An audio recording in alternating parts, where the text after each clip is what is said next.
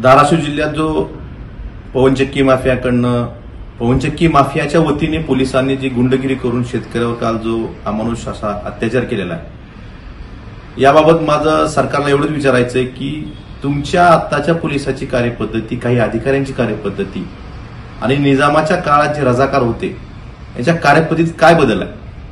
कारण त्यावेळेसही सर्वसामान्यांवर अन्याय करत होते ते, आणि आजही खाकी वर्दीतले गुंड, तुमचे पोलीस अधिकारी शेतकऱ्याला न्याय द्यायचं तर लांबच, परंतु त्या शेतकऱ्यावर अन्याय करतात। या शेतकऱ्यांना त्याच्या शेतात जाऊन त्यानेच लावलेल्या उसानं अमानुषपणे मारहाण करायची, आणि उलट ज्या खासगी सुरक्षा रक्षकांनी ज्या पोलिसांनी त्याला मारहाण केली त्या पोलिसांवर किंवा खासगी सुरक्षा रक्षकावर कारवाई करायची सोडून त्याच शेतकऱ्यांना, त्याच्या जवळच्या नातेवाईकांना पोलीस स्टेशनमध्ये रात्री 1:30 वाजेपर्यंत डांबून ठेवायचं, आणि त्या दरम्यान त्या पवनचक्कीचं काम, जे टॉवरची लाईन ओढायचं काम होतं ते पूर्ण करून घ्यायचं।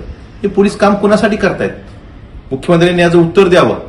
गृहमंत्री म्हणून आपण यासाठी जबाबदार आहात, आणि आपण या गोष्टीचं उत्तर महाराष्ट्र जनतेला, सर्वसामान्य शेतकऱ्यांना देणं गरजेचं आहे की तुम्ही काम कोणासाठी करताय।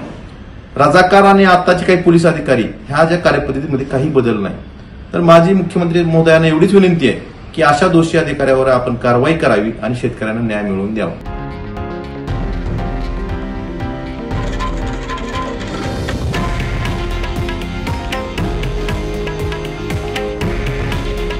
हे आहे देशातील नंबर 1 न्यूज नेटवर्क आणि आपण पाहत आहात TV9 मराठी।